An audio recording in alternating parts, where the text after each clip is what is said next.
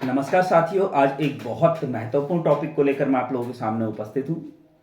आज का मेरा टॉपिक उत्तराखंड के अंदर मेडिकल कॉलेज के जो लगभग 1455 पद रिक्त चल रहे थे और जिसके लिए उत्तराखंड के समस्त बेरोजगार नर्सेज लगातार संघर्ष कर रहे थे, आंदोलन कर रहे थे, लगातार नेता मंत्रियों के चक्कर लगा रहे थे, चिकित्सा चयन बोर्ड के चक्कर लगा रहे थे कि आखिर कब मेडिकल कॉलेज के लगभग 1455 पदों पर विज्ञप्ति जारी होगी।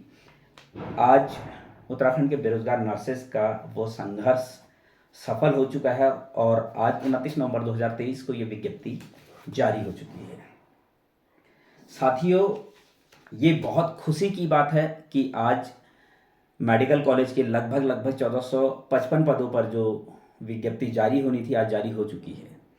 और मैं आपको बताना चाहता हूँ कि 29 नवंबर 2023 को विज्ञप्ति जारी हुई है और फॉर्म भरने की ऑनलाइन आवेदन करने की जो डेट है वो है 12 दिसंबर 2023। अगर आप लोगों को कुछ याद आया होगा, अगर थोड़ा सा हम बैक में चले जाएं, कुछ साल पहले अगर हम जाएं तो आपको याद होगा 12 दिसंबर ही वो डेट है जिस दिन उत्तराखंड के अंदर 12 दिसंबर, जिस दिन पहली बार 1238 पदों पर स्वास्थ्य विभाग ने विज्ञप्ति जारी की थी।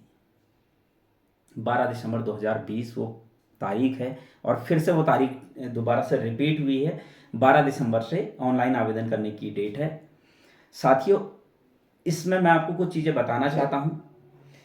ऑनलाइन आवेदन करने की जो डेट है वो है 12 दिसंबर 2023, दिन मंगलवार। ऑनलाइन आवेदन भरने की अंतिम तिथि है 1 जनवरी 2024, दिन सोमवार। आवेदन शुल्क नेट बैंकिंग से कर सकते हैं, डेबिट कार्ड से कर सकते हैं, क्रेडिट कार्ड से कर सकते हैं। और इसकी जो आवेदन शुल्क जमा करने की जो डेट है 1 जनवरी 2024, शाम 5 बजे तक, दिन सोमवार। अब बात कर लेते हैं मेडिकल कॉलेज के पदों पर 1455 पदों को किस तरह से डिवाइड किया गया है इस बारे में, क्योंकि ये थोड़ा डिटेल में हम थोड़ी देर में बात करेंगे। सबसे पहले बात करते हैं कि ये जो पद है, आपको बताना चाहता हूं कि पेंशन युक्त है, मतलब पेंशन वाली ये पोस्ट है, पेंशन पोस्ट ये है। और इसमें जो शैक्षिक अर्हताएं हैं वो बीएससी नर्सिंग या जीएनएम या बीएससी नर्सिंग या पोस्ट बीएससी। अब हम आ जाते हैं एज की, अगर बात करें तो 42 ईयर्स इसमें एज लिमिट है, कम से कम 21 साल और ज़्यादा से ज़्यादा 42 वर्ष। कब होने चाहिए 42 साल? 1 जुलाई 2023 को न्यूनतम 21 वर्ष और मैक्सिमम 42 वर्ष एज होनी चाहिए। और कैटेगरी वाइज इसमें जो छूट दी जाती है, जैसे कैटेगरी वाइज बोले तो इसमें SC ST OBC को कैटेगरी वाइज जो छूट दी जाती है वो इसमें दी जाएगी। अब हम बात कर लेते हैं, ये बात हो गई कि किस किस तरीके से इसमें आवेदन करना है, क्या है। जिन लोगों ने पहले आवेदन किया है वो भरेंगे या नहीं, वो सभी, अभी इसमें ऐसा कुछ नहीं दिया कि नहीं भरेंगे, अभी तो सभी लोगों को भरने के लिए कहा गया है। अब बात कर लेते हैं कि कैसे डिप्लोमा और डिग्री में इसको डिवाइड किया गया है। तो सबसे पहले मेल और फीमेल को डिवाइड किया गया है, उसके बाद डिग्री और डिप्लोमा को जो है डिवाइड किया गया। तो इसमें अगर बात करें डिप्लोमा धारक की महिलाओं की 797 पोस्ट हैं, टोटल 797 पोस्ट हैं डिप्लोमा धारक महिलाओं की। और डिग्री धारक महिलाओं की 366 पोस्टें हैं, 366 पोस्टें हैं। इसी तरीके से पुरुषों में डिप्लोमा धारकों की सीट हैं 200 और डिग्री धारकों की पोस्ट है 92। साथियों, थोड़ा सा और अगर बात कर लें पद कोड की, डिप्लोमा धारक महिलाओं का जो पद कोड है 201 है, डिग्री धारक महिलाओं का पद कोड 202 है, डिप्लोमा धारक पुरुषों का पद कोड 203 है और डिग्री धारक पुरुषों का पद कोड 204 है। अब अगर बात करें कि कैटेगरी में इनको किस तरीके से बांटा गया है, तो सबसे पहले जो डिप्लोमा धारक महिलाएं हैं तो उसमें SC कैटेगरी को 162 पोस्टें, 162 पोस्टें दी गई है। अनुसूचित जनजाति ST को 34 पोस्टें दी गई है। ओबीसी अन्य पिछड़ा वर्ग को 119 पोस्टें दी गई है। आर्थिक रूप से कमजोर ईडब्ल्यूएस को 79 पोस्टें दी गई है। अन्य अनारक्षित मतलब सामान्य वर्ग, अनारक्षित का मतलब सामान्य वर्ग, जनरल, सामान्य वर्ग को 403 पोस्टें दी गई है। उसके बाद बात करते हैं डिग्री धारक महिलाओं की।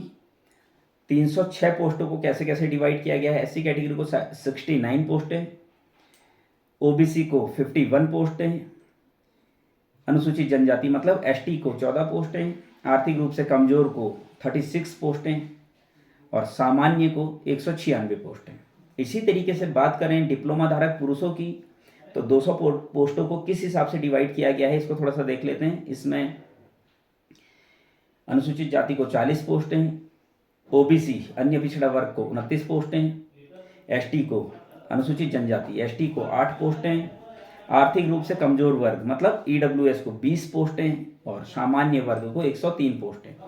इसी तरीके से डिग्री धारकों की अगर पोस्टों की बात करें, पद कोड 204 की अगर बात करें तो 92 पोस्टें टोटल है। इनको जो डिवाइड किया गया है, एससी कैटेगरी को 17 पोस्टें, ओबीसी अन्य पिछड़ा वर्ग को 12 पोस्टें, अनुसूचित जनजाति को 3 पोस्टें, आर्थिक रूप से कमजोर वर्ग को 9 पोस्टें और सामान्य वर्ग को 51 पोस्टें।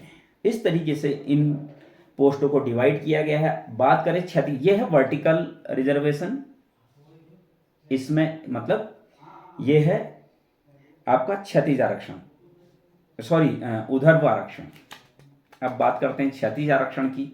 क्षतिज आरक्षण में किस तरीके से पोस्टों को डिवाइड किया गया। क्षतिज आरक्षण में क्या होता है, भूतपूर्व सैनिक, स्वतंत्रता संग्राम सेनानियों के मृत आश्रित और विकलांग या दिव्यांग और अनाथ बच्चे, उत्तराखंड राज्य के अनाथ बच्चे।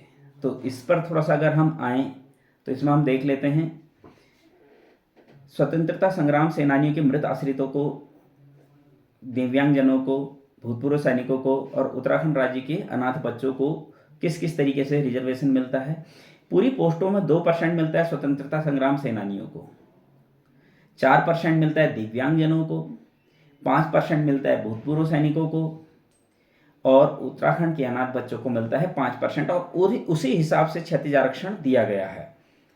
बात कर लेते हैं, ये तो डिवाइडेशन है। और साथियों मैं आपको एक चीज़ और बताना चाहता हूँ, उत्तराखंड के अंदर अगर आज ये विज्ञप्ति आई है तो इसमें सबसे ज़्यादा बड़ा योगदान जो है वो नर्सिंग महासंघ का है। हर्ष भाई हैं, मनीष भाई हैं, विकास भाई हैं, आशीष भाई हैं और राजाराम भाई हैं।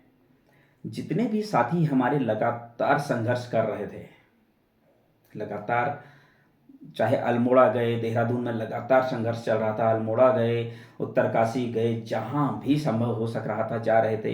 हरिद्वार से सालू मैम ने बहुत अच्छा संघर्ष किया, निर्मला मैम ने बहुत अच्छे तरीके से जो है संघर्ष किया। अल्मोड़ा से बात करें गौरव भाई के बाकी साथी, गौरव भाई का सबसे बड़ा योगदान इसमें यह रहा कि अल्मोड़ा ज़िले में गौरव भाई की एक अच्छी पकड़ है, बहुत एक्टिव पर्सन है। जिस तरीके से गौरव भाई काम करते हैं बड़ा अच्छा लगता है कि अल्मोड़ा में एक बहुत ज़बरदस्त लीडर है। जैसे देहरादून में हर्ष भाई हैं, आशीष भाई हैं, मनीष भाई हैं और भी साथी है, राजा भाई हैं।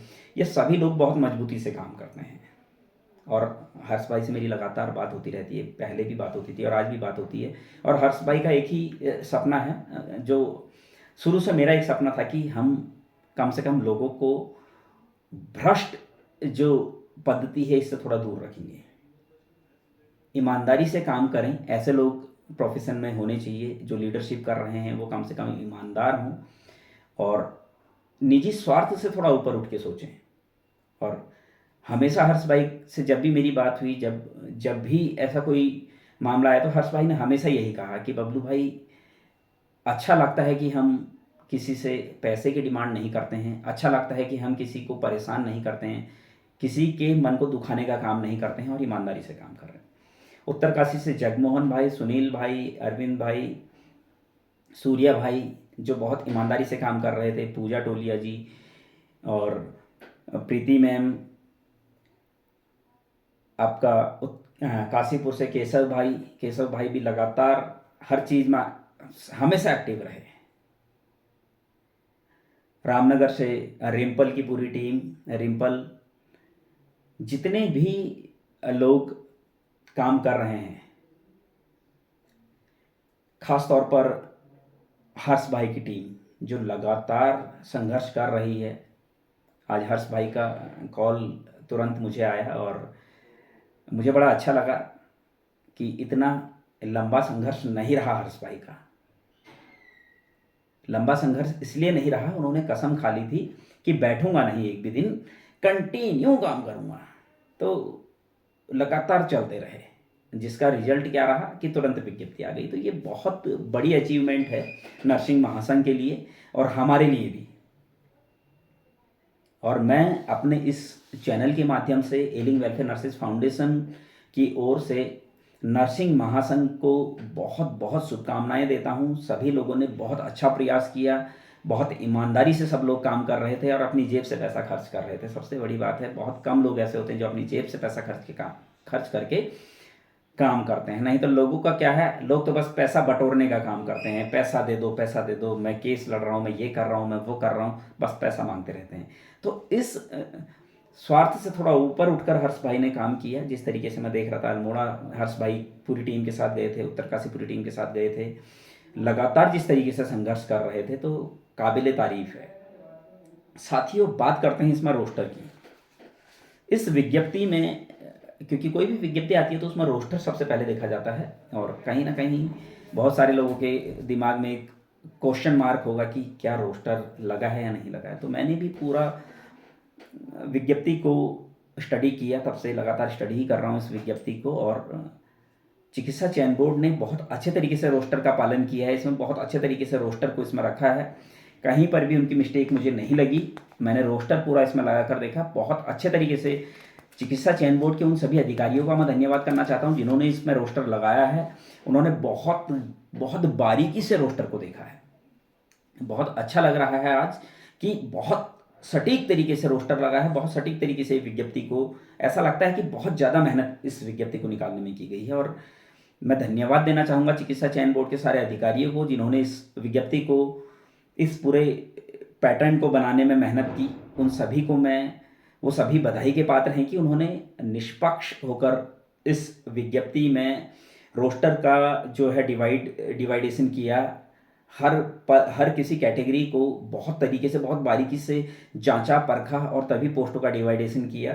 तो साथियों, इस विज्ञप्ति में सबसे प्लस पॉइंट मुझे यही लगा कि इसमें रोस्टर पूरी तरीके से फॉलो है, कहीं पर भी रोस्टर गलत नहीं है। तो ये हमारे लिए सबसे बड़ी बात है कि रोस्टर का कहीं भी ऐसा नहीं लग रहा है कि पालन ना किया गया, वो पूरी तरीके से रोस्टर का पालन किया गया है। और मैं फिर से आप लोगों को एक ही बात कहना चाहूँगा, नर्सिंग महासंघ को मैं बहुत बहुत धन्यवाद कहना चाहूँगा अपने इस चैनल के माध्यम से। और आप लोगों को कहना चाहूँगा कि सभी लोग तैयार हो जाएं मेडिकल कॉलेज की पोस्टों को भरने के लिए। सभी लोग आवेदन करने के लिए तैयार रहें। 12 दिसंबर 2023 दिन मंगलवार विज्ञप्ति आवेदन करने का जो फर्स्ट डे है, आवेदन शुरू 12 दिसंबर 2020 को है और लास्ट डेट 1 जनवरी 2024 दिन सोमवार। और net banking, debit card, credit card से आप ऑनलाइन जो इसका शुल्क है वो जमा कर सकते हैं। आप सभी को एलिंग वेलफेयर नर्सेज फाउंडेशन की तरफ से हार्दिक शुभकामनाएं। यही उम्मीद करता हूं अधिक से अधिक लोगों का चयन इस भर्ती प्रक्रिया में हो, सभी लोग जल्द से जल्द स्थायी नियुक्ति प्राप्त करें और सभी लोग अपने जीवन में सुखी रहें, खुशहाल रहें। धन्यवाद।